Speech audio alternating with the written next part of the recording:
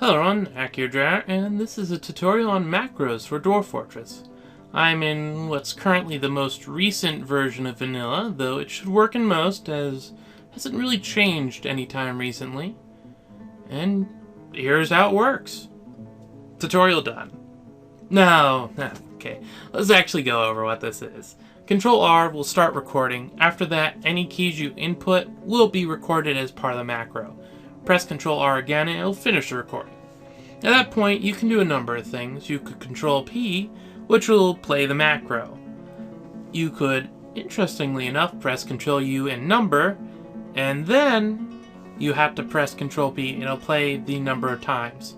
Note, the number is limited to a 2-digit number, so you can only repeat something 99 times, sadly. I'm sure all of you are heartbroken over that. Then you could Control Save, which will save whatever your current macro is to whatever name you want to save it as. And Control Load, which will load a previous one. There's a bunch of other interesting things, like you could write your own. It's not really that complicated as long as you know what all the different commands are. You can optimize them because it does some weird stuff behind the scenes that just has to deal with how it works. But most important, and the only thing that you really need to do, and honestly you don't even need to, is in the init.txt file there's macro ms and defaults to 15. That's just how many milliseconds between each command it waits. If you aren't using a macro for something really big, it doesn't matter. You can just leave it alone.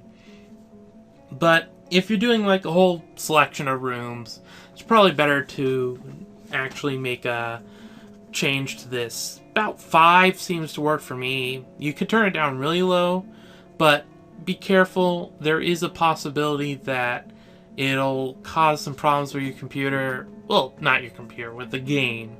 So play around with it, see where you like it. Should be fine. And now let's actually go into the game itself. This is just a test world I have.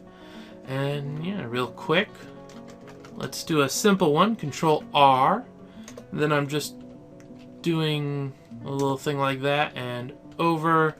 Control R, and then I can press Control P and it'll repeat that. I can press Control U and then a number, let's say 3, and then Control P. And I'll do it 3 times. Then Control S. This is nice. It's a 1x2, 1 wide, 2 high. And then, even if I go and record something else, which now if I press Control P, it'll do that instead, I can press Control L, and you'll note I even have my previous one here, but there's the one I just made. So there, and now I can press Control P and it plays that. It's really useful and really handy. I'm going to give a few tips right now, just so that it helps. First of all, you might have noticed when I did this, I went and made it go over like that.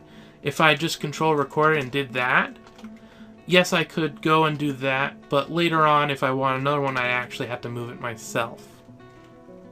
That can be annoying, especially if you want to make use of the repeat thing, thus why when I do this, it actually does that. And another tip is that, and I didn't do it with this, so I can actually show you what happens when you don't do it. Let's say I press H, or more specifically, let's say for some reason I was designating some stuff and didn't work. Now I press X, removed it, I didn't like this. Let's start over. And then Control U, 5, Control P.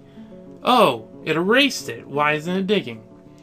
Because I didn't start with Control, or I didn't start with dig. So when you record it, instead of just going straight from go, like, oh, it's on dig, I don't need to worry. When you're recording, press the key that it's supposed to be, and then record it.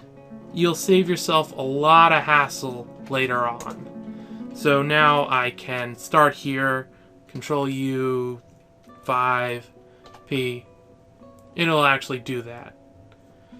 Yes. It can be very useful, especially if you're interrupted in the middle of making a bigger thing, such as the room setup that I have here. where it just goes and does all of this. And yeah, does it pretty well. And I could actually just play again. And that's basically macros. There's not really much more to it. There's a bunch of stuff that you can do to figure out.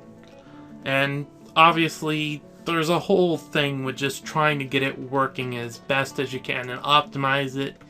I'm sure there's all kinds of stuff out there on that. But this should get you started on what you need to know to get macros working. So yeah, this is Akhier Dragonheart, and I'm signing off.